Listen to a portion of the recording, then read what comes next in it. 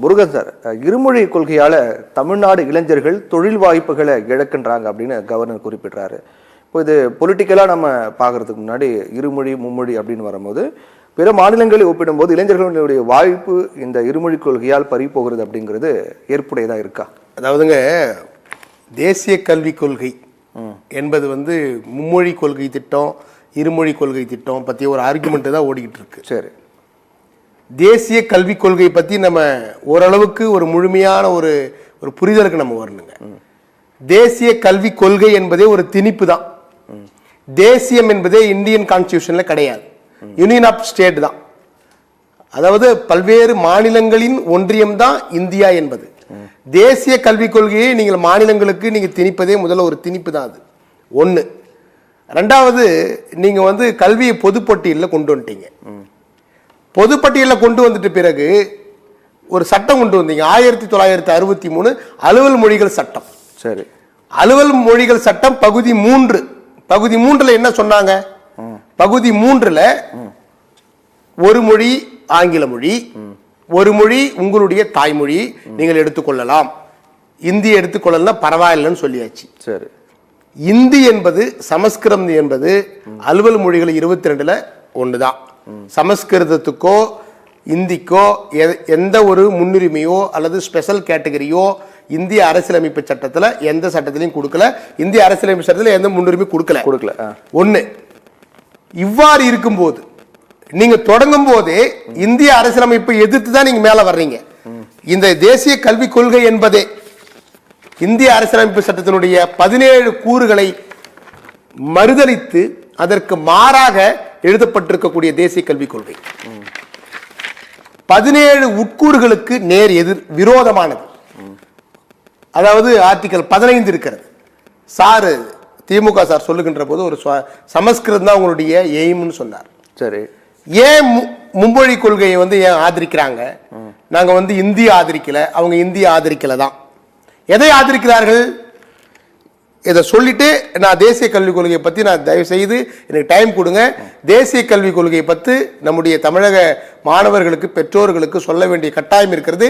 இதைவிட ஆபத்தான பல்வேறு கூறுகள் இதில் அடங்கியிருக்கிறது. ஒன்று, இதுல 4வது சாப்டர்ல 17வது பத்தி, மொத்தம் 27 சாப்டர் இருக்கு.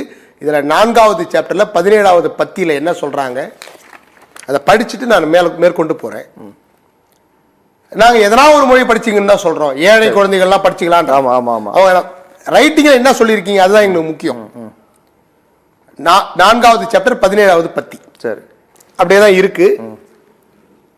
Sanskrit will thus be offered at all levels of school and higher education as an important enriching option for student. அப்படி நீங்க கொடுத்துட்டீங்க. என்ன கொடுத்திருக்கீங்க? நீங்க கம்பல்சரி சமஸ்கிருதத்தை நீங்கள் ஆல் லெவல் ஆஃப் ஸ்டாண்டர்ட்ல உயர்கல்வி, இடைநிலை கல்வி, தொடக்க கல்வி, கல்லூரி கல்வி, பல்கலைக்கழக கல்வி எல்லாவற்றிலும் சமஸ்கிருதத்தின் முக்கியத்துவம் கருதி நீங்கள் ஆஃபர்ட், நீங்க முன்னுரிமை கொடுத்துன்னு சொல்லியாச்சு. அடுத்தது SSS triple S Sanskrit knowledge system. ஏன்னா Sanskrit knowledge system, Sanskrit knowledge system means என்ன? சான்ஸ்கிரிட் என்பது இந்து மதம் சார்ந்த இலக்கிய இலக்கணங்களை கொண்ட ஒரு மொழி. அந்த இலக்கியங்கள் என்ன சொல்றாங்க? சனாதன தர்மம், நிஷ்காம கர்மா, இதை ரெண்டுத்தையும் பேஸ் பண்ணி தான் சமஸ்கிருதம் உருவானது. புராணங்கள், இதிகாசங்கள், உபநிஷத்துக்கள், மனுஸ்மிருதி இவைகள் எல்லாம் சனாதனத்தை அடிப்படையாக கொண்ட இலக்கிய இலக்கணங்கள். நான் MA லிங்குஸ்டிக்ஸ் படிச்சவன். சரி, டீடைலா சொல்றேன். இதைவிட ஆபத்தா வேற எங்கன்னா நீங்க ஒரு தேசிய கல்விக் கொள்கையை நீங்கள் வடிவமைக்க முடியுமா என்பதை நீங்கள் சிந்தித்து பார்க்க வேண்டும். சனாதன தர்மத்தை அடிப்படையாக கொண்ட ஒரு சமஸ்கிருத மொழியை நீங்கள் ஆல் லெவல் ஆஃப் பள்ளிகளில் கல்லூரிகளில் கொடுங்கன்னு நீங்க சொல்றீங்க. உங்களுடைய நோக்கம் என்ன? ஆனா முதல்ல நீங்க தேசிய கல்விக் கொள்கையை தொடங்குகின்ற போது நீங்க எப்படி தொடங்குனீங்க? SDG 4 சஸ்டைனபிள் டெவலப்மெண்ட் 4 சொல்லிட்டீங்க. SDG 4 சஸ்டைனபிள் டெவலப்மெண்ட் growth 4ன்னு சொல்லியாச்சு. 4னா என்ன? 4வது தொழிற்புரட்சிக்கு நாங்கள் வித்திடுகிறோம், எனவே நாங்கள் இந்த தேசிய கல்விக் கொள்கையை எழுதுகிறோம் அப்படின்னு நீங்க ஃபர்ஸ்ட் பேஜ்ல போட்டாச்சு. சரி. தேசிய கல்விக் கொள்கையில் போட்ட தொழிற்புரட்சிக்கும் சனாதன தர்மத்திற்கும் சமஸ்கிருதத்துக்கும் என்ன சம்பந்தம்? சனாதன தர்மத்தில் தொழிற்புரட்சி பத்தி எதனா இலக்கியங்கள் இருக்கின்றனவா? ஏதாவது இன்ஜினியரிங் பத்தி எதனாவது ஒரு கோட்பாடு இருக்கின்றனவா? அதாவது பொருள் முதல்வாதம் கருத்து முதல்வாதம் பத்தி ஆர்குமெண்ட் இருக்கிறதா? என்ன இருக்கிறது? அதுல ஜாதி வேண்டும்னு இருக்கு, 4 வர்ணங்கள் இருக்க வேண்டும் சொல்லுகிறது. ஜாதி இன்னைக்கும் தமிழ்நாட்டில் கொஞ்சம் கொஞ்சமா அழிஞ்சிட்டு வருது. அந்த ஜாதி நீங்க மீண்டும் தூக்கி நிறுத்துவீங்களா? பெரியார் போன்றவர்கள், அண்ணா போன்றவர்கள், அம்பேத்கர் போன்றவர்கள் போராட்டங்கள் செய்து சீர்திருத்தங்கள் செய்து கொஞ்சம் கொஞ்சமாக மாற்றிய தமிழ்நாட்டை மீண்டும் ஜாதிக்கு நீங்க கொண்டு போறீங்க. அதுக்கு தான் நீங்க சான்ஸ்கிரிட் வேண்டும் என்று கூறுகிறீர்களா? முதல் பேஜ்ல நீங்க தொழிற்புரட்சி சொல்லிட்டீங்க. அடுத்த பேஜ்ல என்ன சொல்ல வரீங்க? 4வது சாப்டர்ல ஃபர்ஸ்ட் சாப்டர்ல சொன்னதுக்கும் 4வது சாப்டர்ல சொன்னதுக்கும் முரண்பாடு. சமஸ்கிருதத்தை கற்றுக் கொடுத்தால் எவ்வாறு நீங்கள் தொழிற்புரட்சி நடத்துவீர்கள்? ரைட். ஏன் இந்த தேசிய கல்விகளை இவங்க எழுதுறாங்க என்ற அவசியம் வருது? WTO ஒப்பந்தம் இருக்கு, வேர்ல்டு ட்ரேட் ஆர்கனைசேஷன். அவர்கள் நம்முடைய பாரத பிரதமர் மோடி அவர்கள் அந்த ஒப்பந்தத்திலே கையெழுத்து போட்டார். அதுல என்ன சொல்கிறது? அந்த WTO ஒப்பந்தத்தில் கையெழுத்து போட்ட நாடுகளுக்கெல்லாம் யுனெஸ்கோ ஒரு சுற்றறிக்கை அனுப்புகிறது. அந்த சுற்றறிக்கை என்ன சொல்லுகிறது? எல்லாத்துக்கும் நான் சான்று வைத்துக் கொண்டிருக்கிறேன், எல்லாத்துக்கும் சான்றோடு தான் நான் பேசிக்கிட்டு இருக்கேன். அதுல என்ன சொல்றாங்க அந்த சுற்றறிக்கையில? நீங்க இந்த ஒப்பந்தத்தில் கையெழுத்து போட்ட நாடுகள் எல்லாம் நீங்க ஒரு தேசிய கல்விக் கொள்கையை உருவாக்குங்க, நாங்க ஒரு 7 அலகுகள் கொடுக்கின்றோம், அத்தியாயங்கள் கொடுக்கின்றோம், அந்த அத்தியாயங்களை நீங்க சேர்த்துக்குங்கன்னு சொல்றீங்க. ஒரே ஒரு அத்தியாயம் மட்டும் நான் சொல்றேன். அது என்ன அத்தியாயம் என்று சொன்னால், அரசு பள்ளியை தனியார் பள்ளியோடு இணைச்சிடுங்க. இதுல சாப்டர் இருக்கு, 7வது சாப்டர் இருக்கு, நான் காமிக்கிறேன். அரசு பள்ளியை தனியார் பள்ளியோடு இணைச்சாச்சு. ரைட்டு. தனியார் பல்கலைக்கழகங்கள் தனியார் கல்லூரிகளை முன்னுரிமை கொடுத்து நீங்க பண்ணுங்க, ஸ்காலர்ஷிப்பை கட் பண்ணுங்க. WTO ஒப்பந்தத்தில் சப்சிடி என்கின்ற ஒரு சாப்டர் இருக்கிறது. சப்சிடி என்றால் மானியம் வழங்குதல். மானியம் யாரு வழங்குவாங்க? அரசு தான் வழங்கும். அரசு என்றால் என்ன? ஒரு மாநில அரசு, ஒரு ஒன்றிய அரசோ ஒரு சப்சிடி வழங்குகிறது. சப்சிடினா எளிமையா புரிஞ்சுக்கலாம். ஸ்காலர்ஷிப் கொடுப்பது, ஃபீஸை கம்மி பண்ணுவது, நீங்க கல்விக்கு லோன் கொடுத்தீங்கன்னா அதுல குறைத்து நீங்க லோனை கட்டுங்கன்னு சொல்றது சப்சிடி. ஆனால் இந்த ஒப்பந்தத்தில் பாரத பிரதமர் என்ன சொல்லிட்டு வந்திருக்காரு? சப்சிடி நீங்க சொல்ற மாதிரி நாங்க செய்யறோம், ஸ்காலர்ஷிப் கட் பண்ணிடுறோம், நாங்க அரசிற்கும் கல்விக்குமான உறவை கட் பண்ணுங்கன்னு சொல்றாங்க. அரசு கல்வியில ஏன் ஈடுபடுறீங்க? நீங்க தண்ணியில நீங்க என்ன பண்றீங்க? காசு கொடுத்து தண்ணி வாங்குறீங்க. ட்ரெஸ் என்ன பண்றீங்க? காசு கொடுத்து ட்ரெஸ் வாங்குறீங்க. அது போன்று காசு கொடுத்து கல்வி வாங்கி கொள்ளட்டும். இதான் WTO போட்டு கொடுக்க ஒப்பந்தம். ட்ரேட், கல்வியை வணிகமயமாக்குவது அதனுடைய அந்த ஒப்பந்தத்தின் சாராம்சம். அந்த சாராம்சத்தில் நீங்கள் கையெழுத்து போட்டு வந்துட்டீங்க.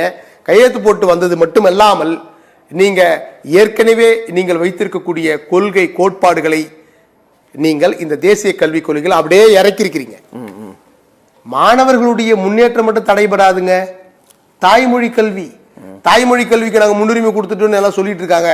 தாய்மொழி கொள்கையை இவங்க முன்னுரிமை கொடுக்கல. வேறெவர் பாசிபிள், எங்கெங்க பாசிபிள் இருக்கோ அங்கங்கெல்லாம் நீங்க கொடுங்கன்னு சொல்லியாச்சு.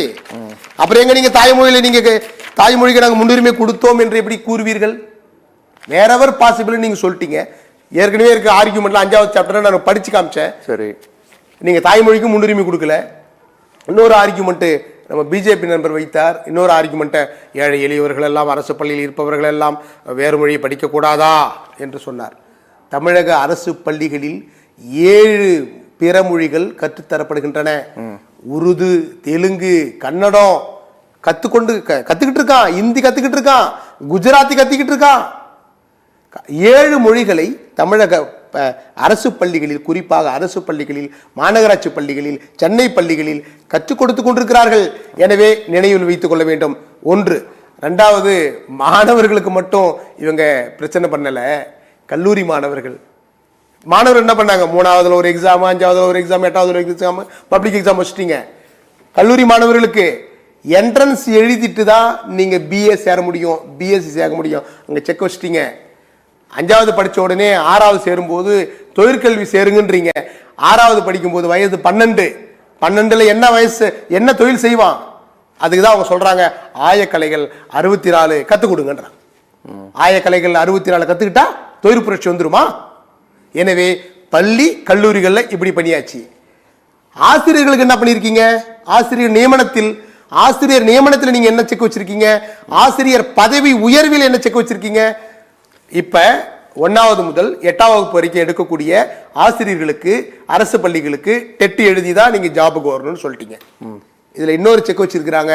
தேசிய கல்விக் கொள்கையில் இனிமேல் ஒரு ஆசிரியராக வர வேண்டும் என்று சொன்னால் அவர் 1ஆம் வகுப்பு முதல் 12ஆம் வகுப்பு வரை எடுக்கக்கூடிய இடைநிலை ஆசிரியர், பட்டதாரி ஆசிரியர், முதுகலை ஆசிரியர் எல்லாருமே டெட் எழுதணும். சாப்டர் 5 2வது பத்தி அதுல இருக்கு. 5வது சாப்டர்ல 2வது பத்தியில இருக்கு.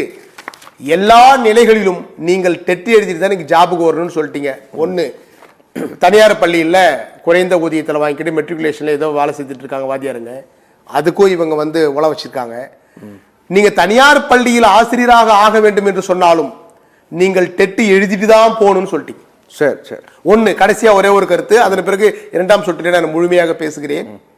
இன்னொரு கருத்து, பதவி உயர்வு.